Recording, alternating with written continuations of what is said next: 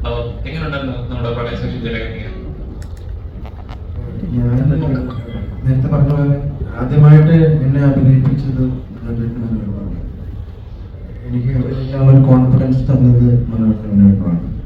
ഇന്ന് ഒരു ആക്ടറായിട്ട് നിങ്ങളുടെ മുമ്പിൽ ഇവിടെ ഇരിക്കുന്നത് ഉണ്ടെങ്കിൽ അതിൻ്റെ ഏറ്റവും പ്രധാനപ്പെട്ട കാരണം മനോഹരമാണ്. ആ മനോഹരത്തിനോട് ഒരു സിനിമ അഭിനയിക്കാൻ വിളിച്ചു. ആ സിനിമയിലേക്ക് അഭിനയിക്കാനായിട്ട് ചെല്ലുമ്പോൾ ഉള്ള എൻ്റെ ഏറ്റവും വലിയ കോൺഫിഡൻസ് എന്നെ ആദ്യമായിട്ട് അഭിനയിപ്പിച്ച മനോഹരത്തിനോട്ടാണല്ലോ എന്നുള്ളതായിരുന്നു എൻ്റെ ഏറ്റവും വലിയ കോൺഫിഡൻസ്. പിന്നെ ഈ സിനിമ ആദ്യം ഒരു നാടകമായിട്ടാണ് ചെയ്തത്. ആ നാടകത്തോടൊപ്പം തന്നെ ഞാനുണ്ടായിരുന്നു. 2019 അതിലാണ് 2019 ചെയ്തൊരു നാടകമായിരുന്നു. അന്ന് കേരള സ്റ്റേറ്റ് യൂത്ത് ഫെസ്റ്റിവലിന് A ഗ്രേഡ് കിട്ടിയ ഒരു നാടകമായിരുന്നു.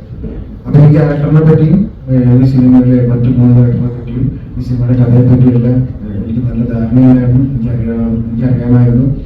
ഈ നാടകം മനോരഞ്ജനോട് 2 മാസം ചേർന്ന് ഒരു സിനിമയാക്കി രൂപാന്തരപ്പെടുമ്പോൾ അതിൻ്റെ കൂടെയെല്ലാം ഞാനുണ്ടായിരുന്നു. അപ്പോൾ ഈ സിനിമയെ പറ്റി ഈ ക്യാരക്ടറിനെ പറ്റി എനിക്ക് നല്ല ഗ്രാഹ്യം ഉണ്ടായിരുന്നു.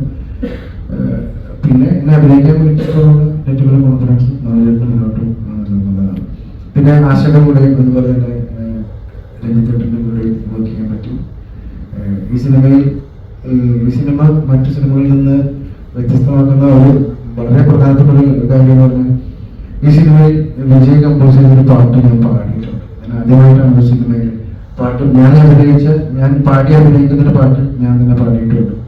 അതും എനിക്ക് സന്തോഷമാണ്.